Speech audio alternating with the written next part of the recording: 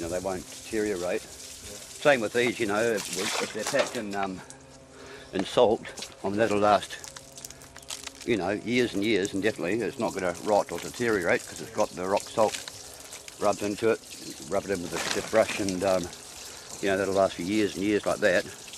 As soon as it goes into the water and you rinse the salt out, then it starts to rot, and then you have to work quite quickly, you know.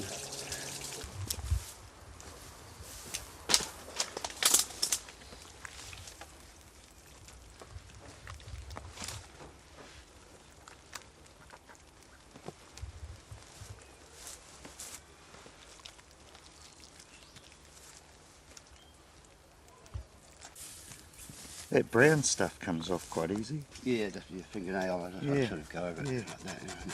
Yeah.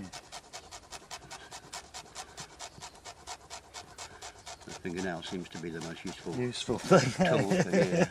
Need a nail file afterwards. Yeah, but that's coming off quite well now. Yeah, it's coming off a lot easier. There's commercial processes, you know, you can use sodium sulphide and all sorts of nasty toxic chemicals to loosen up the follicles, but then you have to find a way to get rid of it. You know, you need proper drainage and everything, and you know, I reckon this water is probably the best way to go. It might take a bit longer. They do it that way. They make stacks, and you know, and the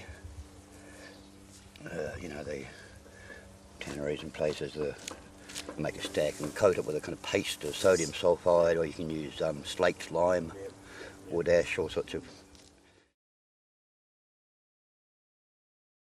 And I'll just make as big a circle as roughly okay.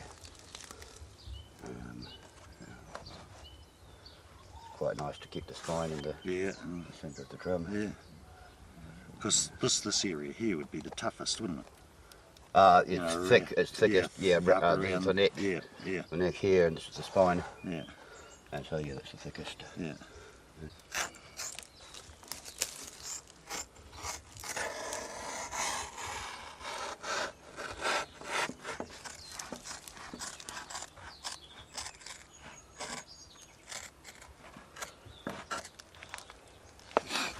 Beautiful.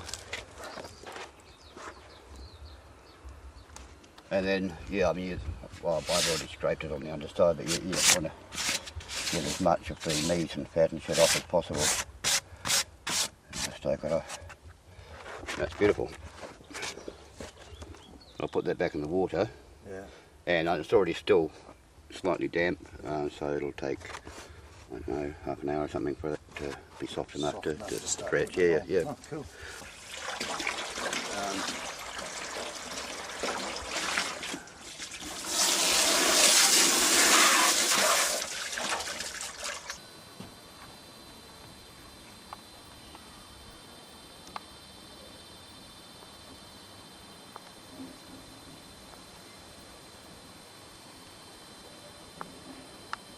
It's pretty so heavy and just the grain in it. Yeah.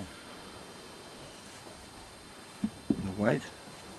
It's quite twisted when you see inside, you know, when you look inside at the way the grain runs around. There's some quite knotty bits in there, I'd say.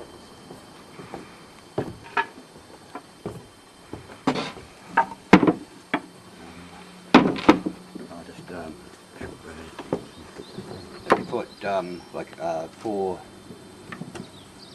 temporary strings on just to hold everything in place so it doesn't sort of go lopsided.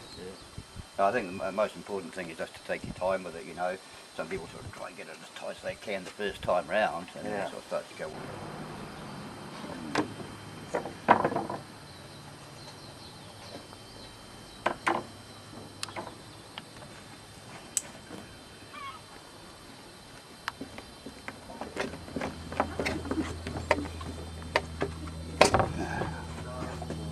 Scrubbing a little bit the leftovers off? Yeah, it's not really important, it's just because it'll be hidden anyway, it's just dry more evenly.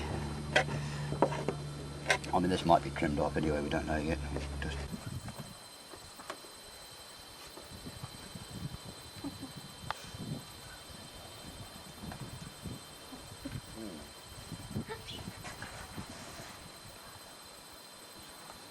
leave it there for a bit. Yeah, so you see what happens, the skin has to go over that, and then this one pulls it down,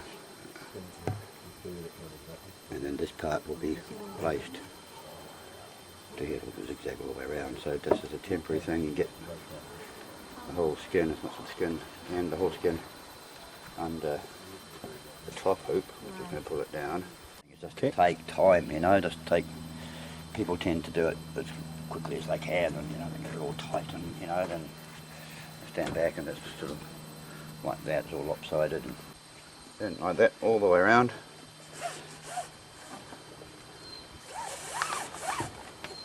And this could take a couple of hours, you know. Well, once you stay, just keep going.